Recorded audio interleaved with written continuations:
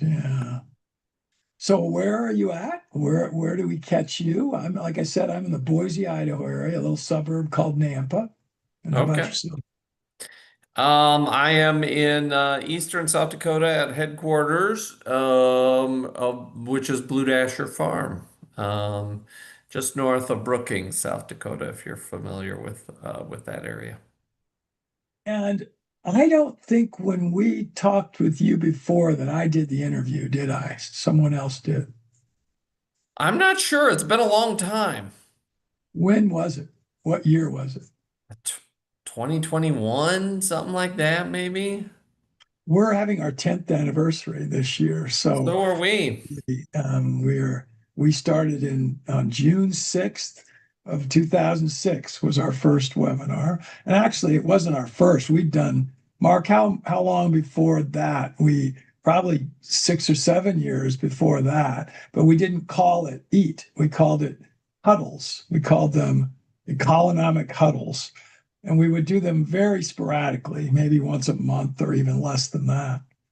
Yeah. But obviously, you're going to know in a second why I know we didn't talk, because I would have very much remembered Brookings. Yeah. Because do you know where I lived for a period of years? No, I don't. No, no. Please don't throw a jackrabbit at me. I'm a Viking. Oh, is that right?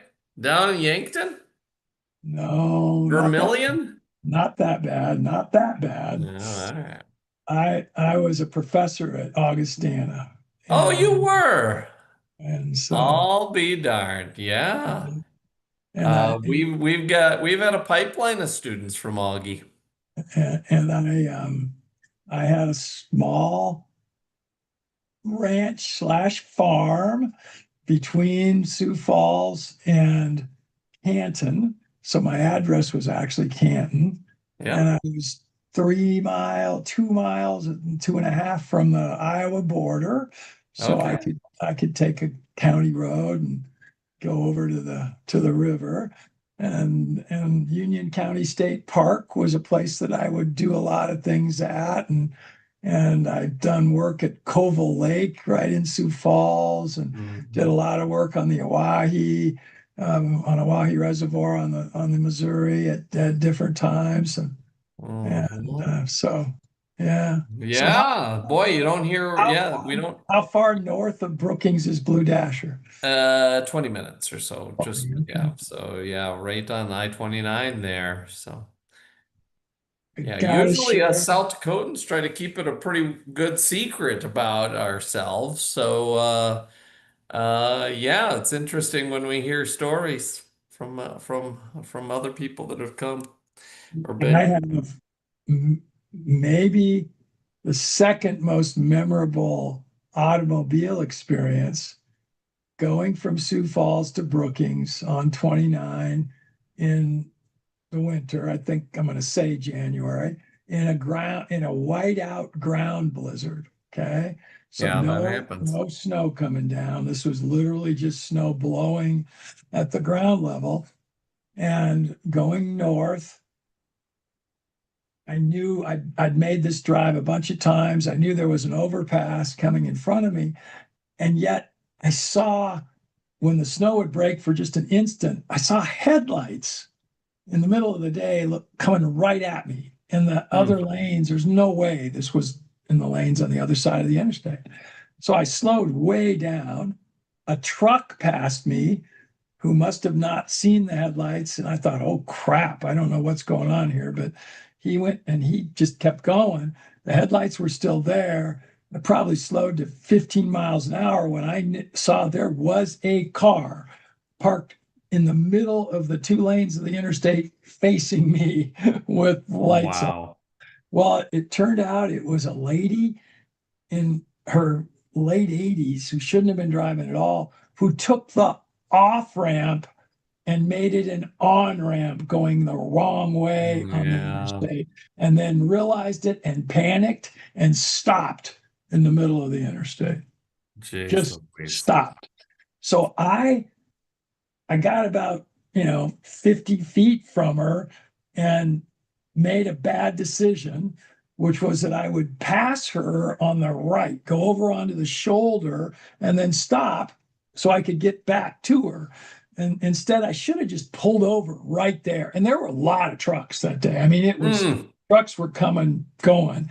So I did get up to her, and all of a sudden, I hear a boom and then see that the whole driver's side of the car is collapsed onto my body with Oh. windshield glass not broken. The windshield didn't, it just shattered like it's supposed to, but window glass did come out and was on me. And I was in a little car and I was in the middle sitting on the little rest in between the two Mhm. seats. What had happened is that she finally had panicked, seeing me, must have seen my headlights stop, and she decided and didn't even know that I was going around her. I mean, you couldn't have picked worse luck of whatever. I was in a little Subaru Forester. It was totaled. The way where she hit me, it caused the seat, the armrest to hit right above my hip and in between my hip and my ribs. So Oh, I was geez. bruised pretty badly. I did have cuts in my face from the glass that had hit. And but anyway, I didn't realize any of those problems. I just wanted out of that car. And I Yeah. couldn't get to the seat belt that was underneath me. So I had to kind of go like this. Well, I got out and got out the passenger door, ran up to the truck. There was a truck stopped. So one of those trucks that had gone by had stopped up ahead. And I ran up to him and I said, "Whoa." And he looked down at me and said, "You need to sit down." Mm. And I said, "I feel fine." He said, "You got blood." Well, I looked down and there was blood all over. I mean, Oh, I had no geez. idea. As it turned out, I had a little cut and there is a little bit of a scar right there, Mm-hmm. Mm-hmm. but nothing big deal at all. Yeah. And anyway, bottom line is I got put on a board. They took me, they took me right to emergency in Brookings and my wife drove up from Canton Oh, to geez. come and thinking she's gonna find, her husband dying up in the hospital. But Mm-hmm. it turned out that and the two there was a lady and a guy in that car, and either one of them were hurt. Nobody Wow. really got hurt. So, Boy, but that was lucky. very lucky. So, Mm. when was the last time you had a ground blizzard up there? Does it still happen as regularly or not? Every winter we have a few. Yeah, for Yeah. sure. Yeah. And yeah, I, we've had a few where I just closed the lab down for I don't know, it'll be sometimes for a week just because we have just consistent bad snow. wow. Yeah, So bad give us weather. your history now. You heard enough. All of our listeners have heard mine. I don't think I've ever told that. Have I told that story, Mark? He mutes himself usually. He's our Mm. producer. But Mark, have I ever told the story you just heard? He's muted. Oh well, Mm. he'll realize it in a second. Tell us about yourself, Jonathan. Tell us a little bit. Well, I guess I was a scientist with the USDA for a while and then kind of In the yep, area? Or what, like where'd you pardon. grow up? Are you South Dakotan or did you move I'm out? a Minnesotan originally. Yeah. Yeah. I grew up in southern suburbs of Minneapolis actually and My wife's from Fairfax, oh, where's south that? near Mankato, near Oh, New sure. Okay, closer to New down Ulm, yeah, south actually. down there. Very Yeah. little town. Okay. Mm-hmm. So anyway, keep going. So grew up Um, there and worked for the USDA and mhm. around or stayed right near the area. Yeah, I worked in Brookings area for around 11 years.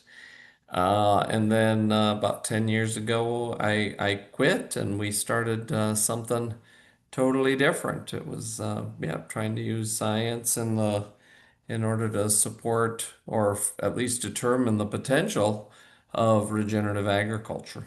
And yeah. Those are a few pictures from my farm there. Yeah. I love the concept of you're not just describing yourself as a farmer rancher, you're truly talking about yourself as a researcher. So tell Yeah. us, what are the Really kinds of, depends on the day and the moment in the day of what hat I need to be wearing. But yeah, we Blue Dasher Farm and Ecdysis Foundation. So Ecdysis is our research arm, and Blue Dasher Farm is the is the headquarters for Ecdysis, and we kind of help to get the scientific staff out there and getting their hands dirty a little bit with the farm. So, tell me a little more about the farm, size wise? yeah, it's a 53-acre farm. The half of that is native unbroken prairie and wetlands. That's a real treasure for us. And we raise honey is probably one of our most important outputs of the farm.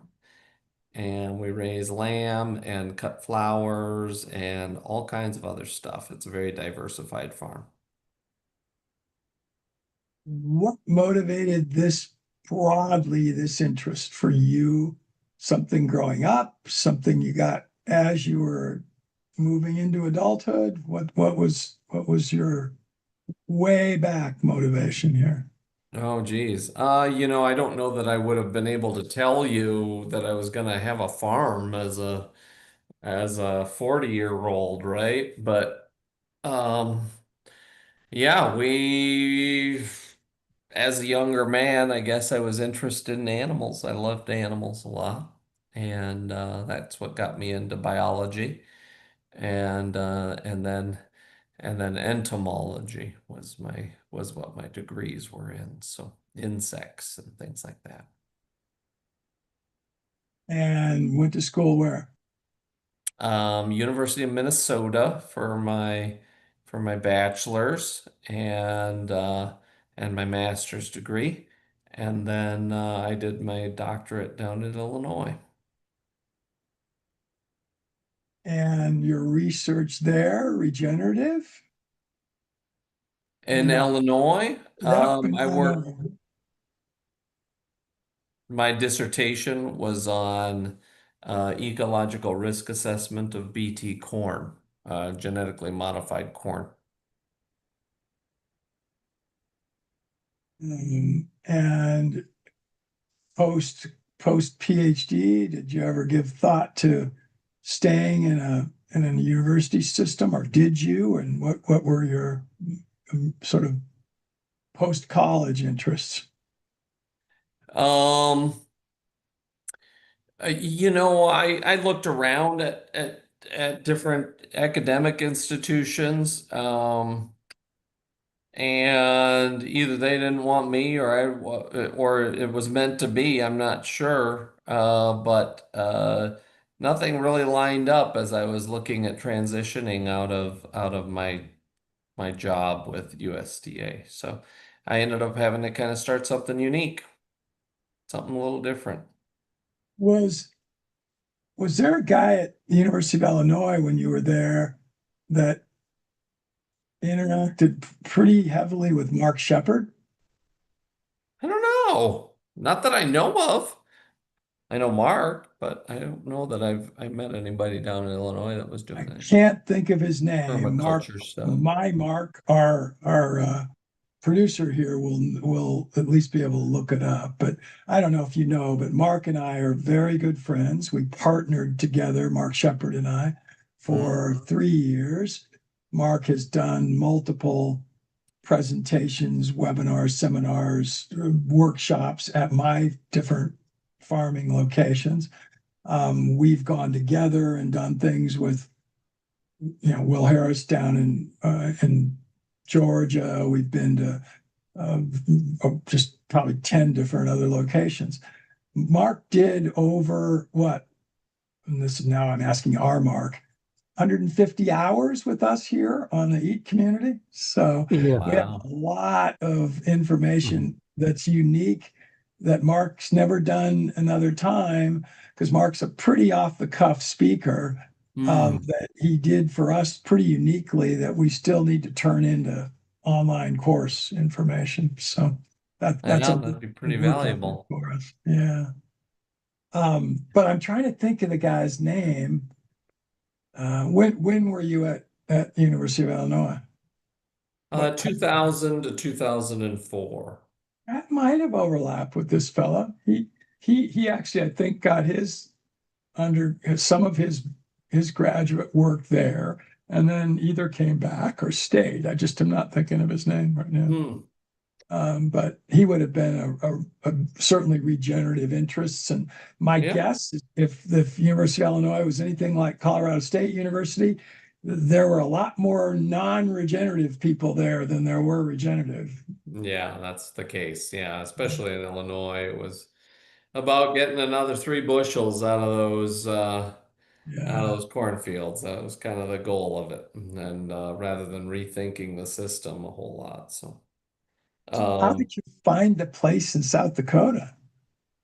well, I managed to land a job with ARS, USDA ARS, right out of grad school. So, moved up to Brookings area where there was a laboratory, and yeah, was fortunate to kind of be able to work there for a few years, and but yeah, it stopped.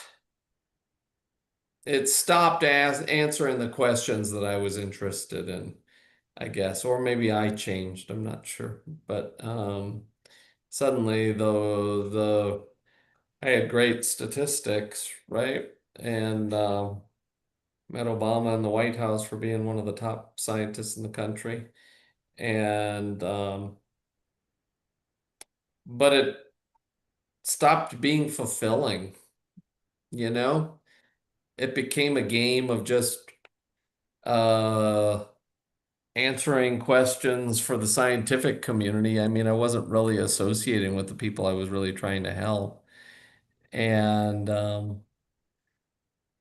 so yeah, you start asking questions like, why did I get into science to begin with? And yeah, that's what ended up prompting me to change directions quite a bit. So How much additional education, probably mostly that you had to generate for yourself, did you feel like you needed to do before you could move the direction you wanted? I don't Uh, know an answer to that question. I think I had to go through some things. And yeah, so I don't know whether or not I could advise somebody directly out of graduate school to do what I did in terms of um, starting Blue Dasher and Ecdysis Foundation. Um, I don't I mean, I had pretty good connections, right? And I had a little bit of head of steam and some political capital that I could rely on to weather hard times a little bit. I had a bit of a reputation and relationships with farmers, for example. And that helped to fuel the success of what it is that we've done. And I don't know whether or not that's possible without some of the head of steam that I was able to generate as a scientist within, the traditional academic matrix, so to speak. Maybe a little bit of a controversial question. So as you answer it, don't worry. We do things somewhat, we don't worry about asking hard questions on this on our program here. Okay. How did you ever interact? You mentioned being able to interact a little or being acknowledged by Obama. Let's take it a lot closer to home. How was your interaction with conservative politicians from South Dakota, and even more specifically, Kristi Noem? I know Kristi really well, and so don't worry. I won't be. No matter what you say, that isn't going to matter. I actually know her and her husband really well, Oh, do So, you? um, I have had zero interactions with Christy Nome. She lives about 15 minutes, or at least her hometown is 15 minutes away from my farm. it's not far. Yeah, she's very close. And No, I they, think after leaving government now, I think she's spending a lot of her time there in the short term. So, and her husband's they moved their farm when they from the Pier area actually when she was starting to think about doing some things outside of state government. But yeah. um, How anyway, did you meet them? again, um, I came to South Dakota in 1978 as a professor at Augie, and I Hmm. started an environmental sciences program there. Well, there was a thing going on right then that was interesting, which is that South Dakota became almost the first state in the union to ban any kind of nuclear development, Hmm. and it missed on a ballot by less than a percentage point of votes of being approved. And the governor of South Dakota then, Bill Janklow, knew that I was one of the people because I'm a groundwater guy, so I understand a little bit about minerals and their effects on water, deep water as well as surface water. And he asked me to help be an educator for a pretty controversial issue in 1979 that led to that going on the ballot in 1980. So I got to know Bill, and he's a crazy guy. And my wife, as I mentioned, was born in Fairfax, but she actually spent first through fifth grade in Pierre going to elementary school, and her dad was a Lutheran pastor, but she had gotten to know staff people, and her parents had, and in Pierre, which, by the way, everybody don't pronounce it as Pierre, it's Pierre if you're local. So, and somehow Janklow reached out and found me, quite honestly, and that got me a little bit involved with South Dakota politics, and then a little later, I became very involved with the development potentially of Jerusalem artichokes as a Hmm. crop across the United States. And Bill actually was out of politics by that time. This was in the 83 to 85 time, but that was during the biggest agricultural recession since the Great Depression. And I worked with a couple of farmers from Minnesota, actually from the Marshall area, who were trying to establish Jerusalem artichoke as a crop. And at one point, I had 15 agronomists all over the country studying Jerusalem artichokes Is that that right? farmers had planted. And Jankla was an advocate. And anyway, I had maintained, and I didn't attend his funeral, but I was one of the first probably 20 people that learned about it when he died, when he had the car accident. And he was Hmm. interesting and not, he was a tough guy, a little bit probably Trumpish in that he was way out on the edge at times. Hmm.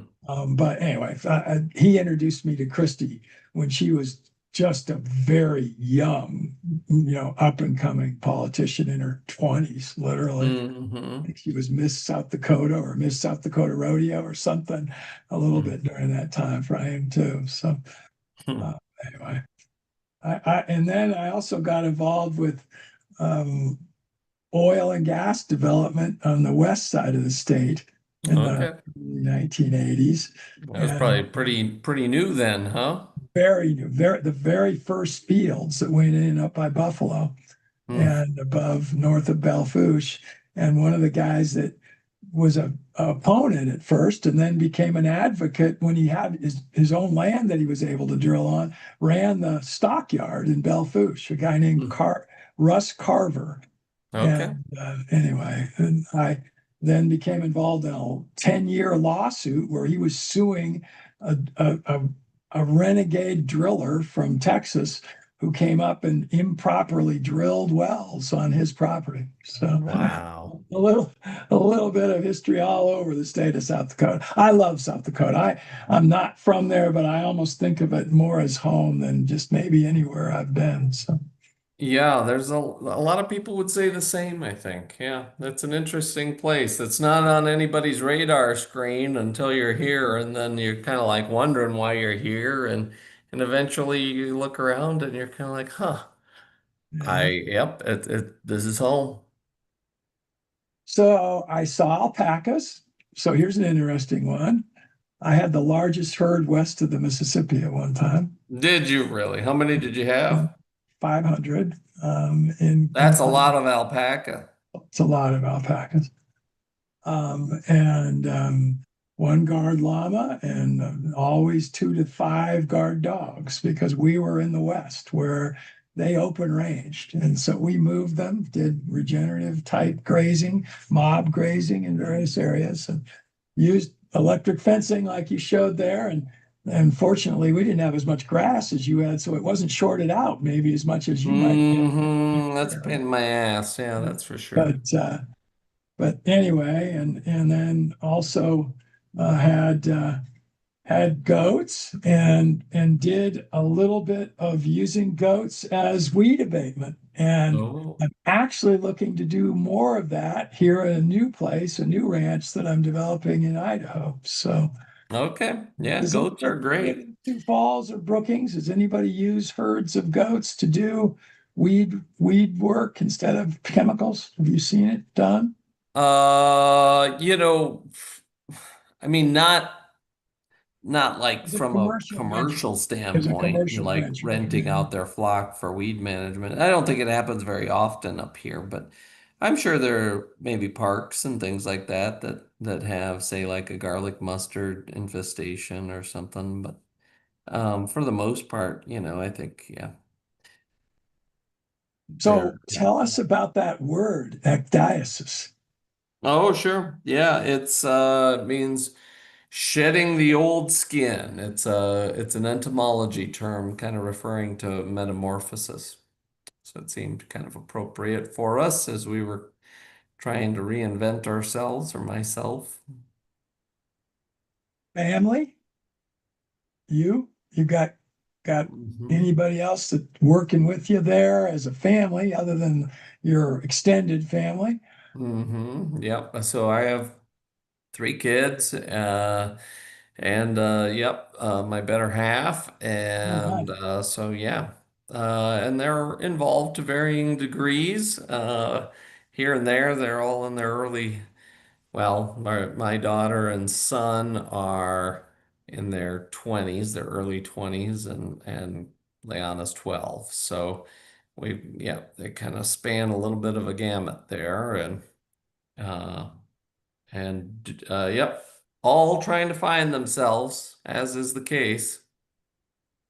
Now, do you have lodging for outsiders? With you mentioned the research and such. Do people that are helping you work on the farm live there, or they live in Brookings or in another little town around, or how does that work? And A lot of them live in Brookings or Watertown or around in Dual County here. So we do have we keep a couple of farm hands on during the summertime, and that helps a lot as far as when we're traveling for research and whatnot. But yeah, and then our staff is around 30 to 40. and funded by combination of revenue from sales of product and some maybe research grants, something. Tell me your funding situation. Yeah, so we have a unique kind of funding situation. I start every year at $0 and I have to raise 4 million. And by December 31st, I give it all away and start again. So we're a unique organization. All of our funds are either through donation or through philanthropic efforts. I don't think, I mean, maybe a few percent of our budget would be federal funds. Um, And yeah, so it's a kind of a weird group, a weird team here, and defies logic in a lot of ways.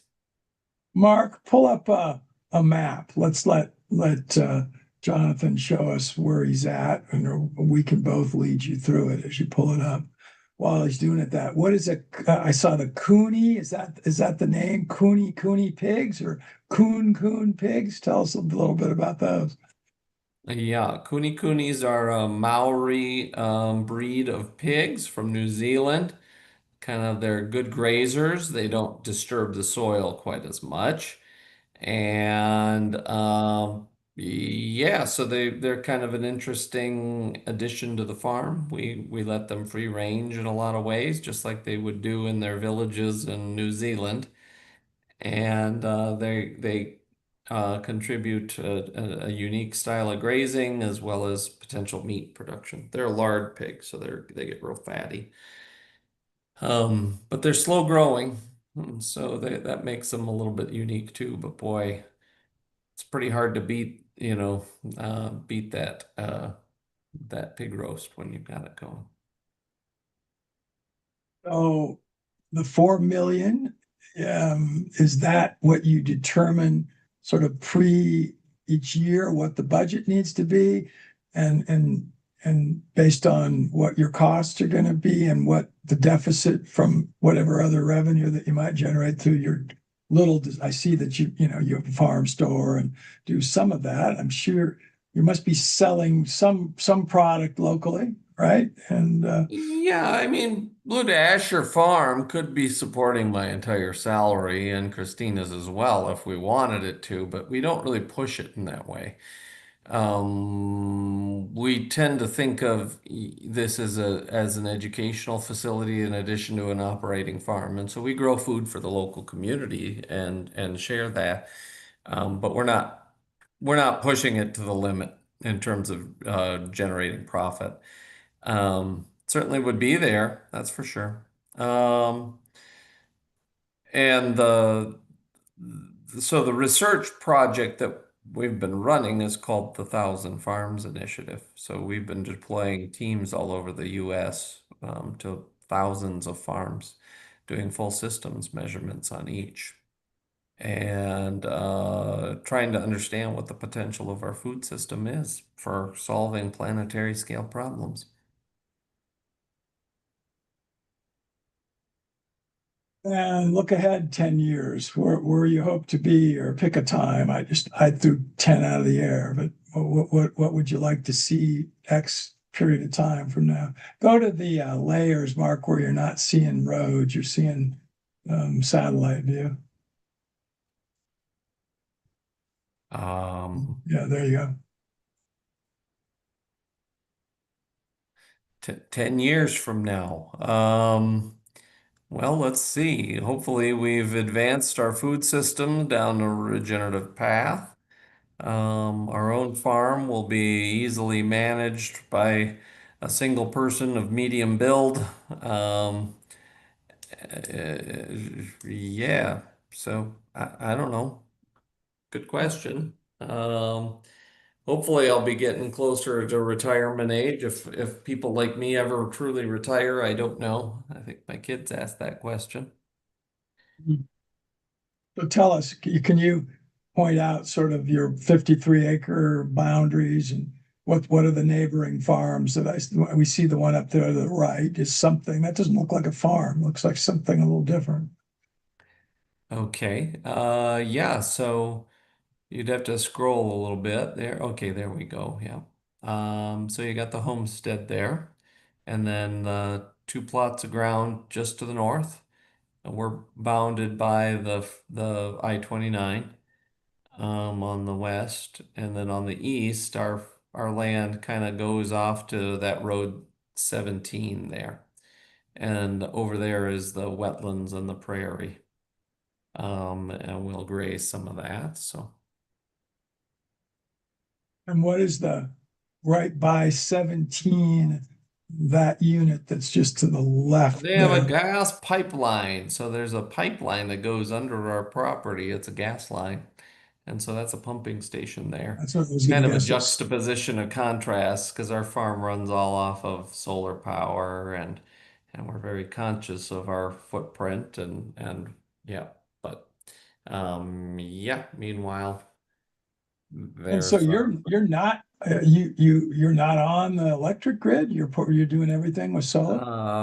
well, I mean, we are on the electric grid because solar is funny, isn't it? It kind of will produce more than we use in a day, but it's not always at the right time. And so we've got batteries, but those batteries end up costing a bundle after a while. And so you kind of start to send some of the power back to the grid and then buying it back for 10 times the rate. Are the wetlands to the west of the gas yours? And are the one, is that little stream to the east Mm-mm. No, also that's a yours? neighbor. He's a conventional farmer there. Yeah, Where Mark's got his arrow, is that's that correct. Yeah. not yours? Mhm. No, that one's not. No. So you're to the right. Okay, got it. And then to the cool. No, I'm to the south. Oh, there. Okay. Are you south of 188th also? Not yet. Okay. Mark, scroll out a little more. No, I'm out. So I want to point some things out to everybody. In the Midwest, in this area, the land's almost always developed, is divided up into sections by roads. So section is 640 acres. And I'm guessing 469th and 470th make quarter section, or is that a section line? I think that would be a mile by a mile. Yep. That's a section. Yep. All right. So that's a full section. So now scroll even farther away, Mark. So make it to where everything's smaller. Yeah. Stop there. The other thing that happened back in the day is almost all the old farmsteads had shelter belts around them, which was really smart. And that's what he has in Blue Dasher around there is, and it's on the north side. And the one that's right down there below 29, so that's a shelter belt. He's got several of them. You see the one over in the middle of the section to the other side. There's one there. You can see one on the west side of that section. There's one there. And that just what are your thoughts? If you had it to do all over again, what would you do differently about your weather protection and such with shelter belts?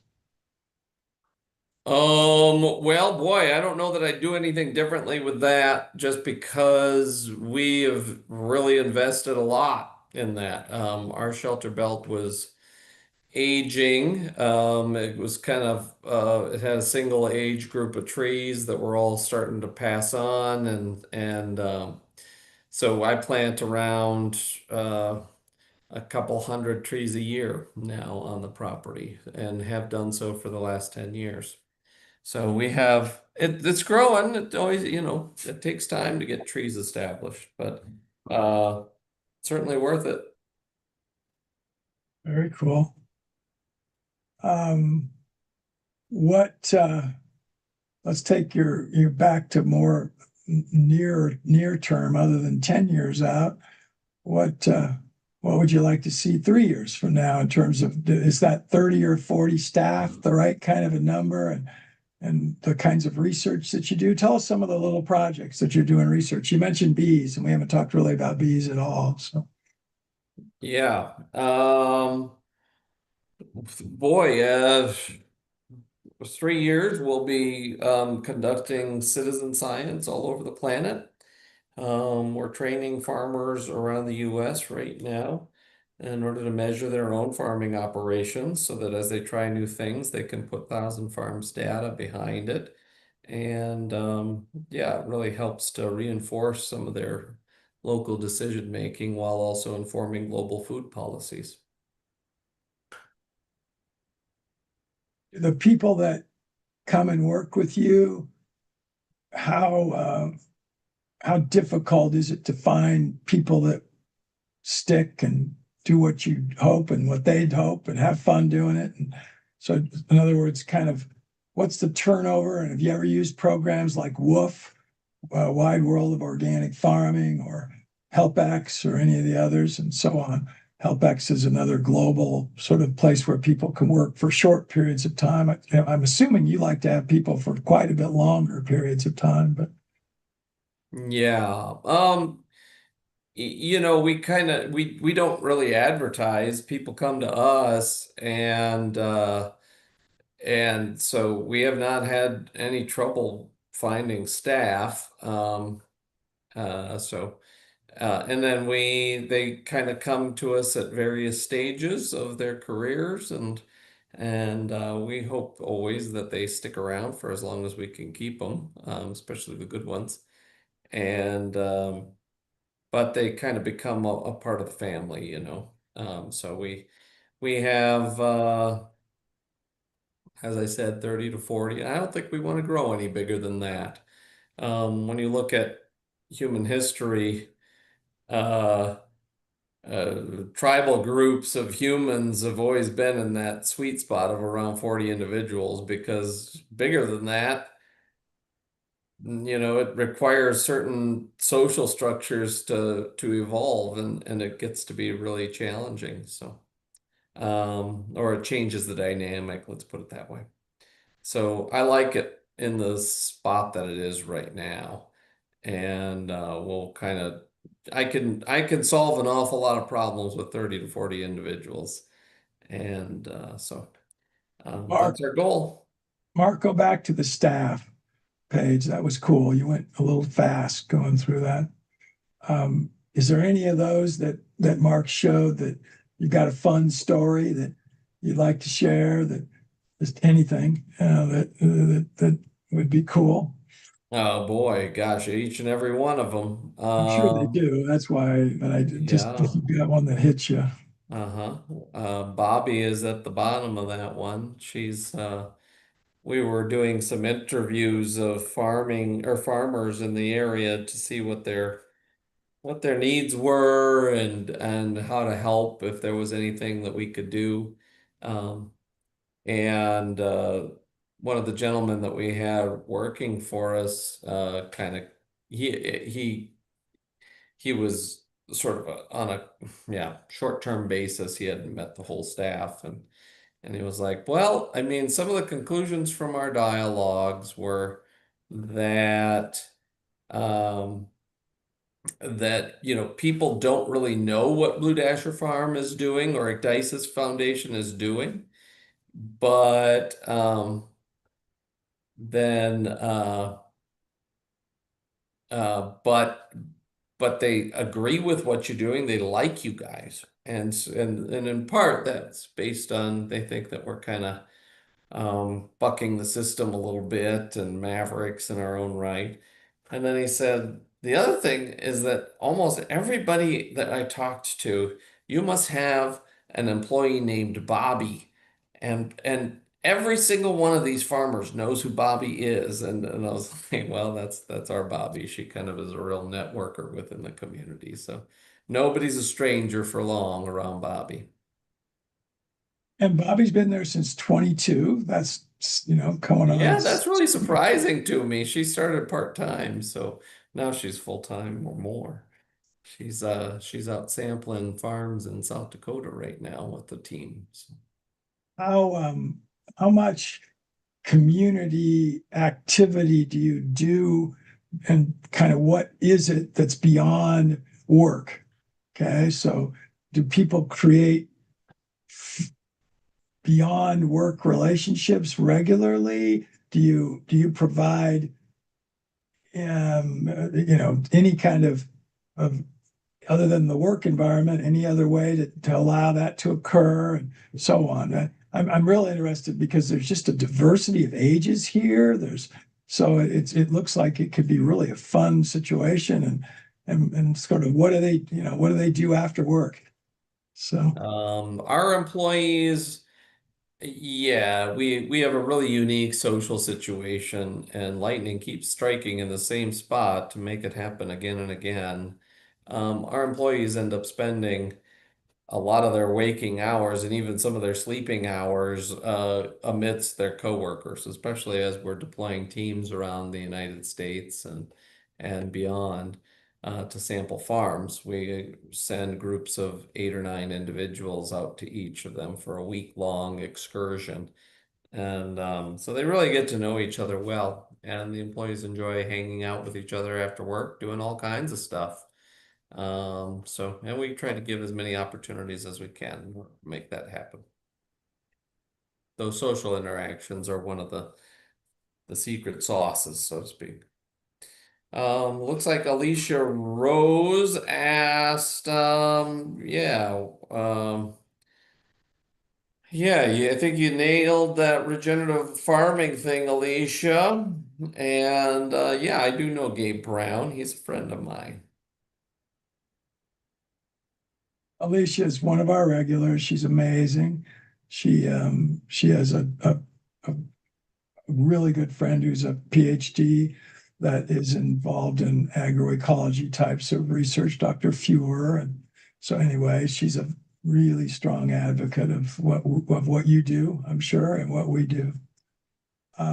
So how would people that are going to be watching this, and we'll have most of our attendance will be people who watch replays over time, how do they help you? What can we do? And what can we Well, do to help? change your life in order to, know your farmer, grow some of your own food, um, talk to your community, your county, your city, make your farm or your home a no spray zone, and let's get these agrochemicals out of our systems. The if you know farmers, talk to them, let them know about regenerative agriculture, let them know about our program so that they can sign themselves up and we can come and visit their farms. And yeah, if there's means, support, sponsor a farm for inclusion in the study. That makes my job a lot easier. And then I can spend more time writing up the science and telling the stories of all the things that we've discovered as part of our food system, rather than chasing grants around. What has AI done to either help you or hurt you? Or is it neutral at this point in terms of the research, probably more than anything? For us, we really need to yes, Alicia, this is the answer to climate change. We're finding that converting U.S. croplands over to fully regenerative practices could capture and store 1.5 years worth of emissions, and transferring rangelands over to fully regenerative practices in the US would capture and store 4.5 years worth of annual emissions.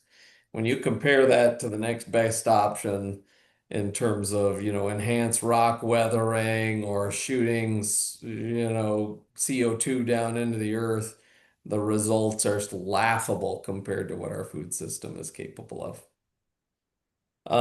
As far as AI is concerned, we are using AI as a tool in order to scale bio inventories and biosystems monitoring. So, for example, we're training AI is a tool for identifying insects because we have 1.3 million invertebrate specimens that we need to identify down to species level.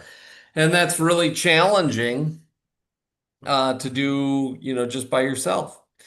And so we've developed an image recognition program that can identify invertebrates pretty darn well. And we're giving that away for free to the farmers so that if they take a sweep sample or find insects that are of interest to them within their farms, they can identify those for free. AI also allows us to do eco-acoustic monitoring. So we put sound recorders in the different fields and record all of the bird songs, and the AI can isolate the biological frequencies of sound. It'll identify or pull out any bird songs, annotate the database, and then identify those birds so that farmers can have entire communities of birds from simple recordings. Cool. Yeah, and this isn't the kinds that are used in the data center, right? I mean, this runs off of a server in my attic that runs off of solar power. So we're not yeah, contributing to that big disaster. What what's the or what do you think the future of education for a person who lives in the city, never even seen anything related to this other than watching webinars like this or doing something? Where should they go get their education to become a regenerative farmer if that was at all in their future? They saw it that way. Hmm. Um, well, I think it starts by growing your own food. So start a tomato plant on your deck, or just connect with that. Find others that are interested in that. In terms of education, most of the farmers, when we do social surveys at the end of the season to see what sorts of management practices they did, the dominant source of information that they're using is YouTube videos and talking with members of their community. So, yeah, I think that those would be some sources of new information if you're interested. The ag schools, you live right by one, SDSU or University of Minnesota, University of Illinois, you name it. Out here, University of Idaho. Are they moving in the right direction generally, Jonathan, or are they still taking U.S. agriculture in the wrong direction? I do not think that they are a part of the solution at this moment. I think in long term they are, but there's a real mistrust of traditional science in this point, from farmers that are really trying to push it.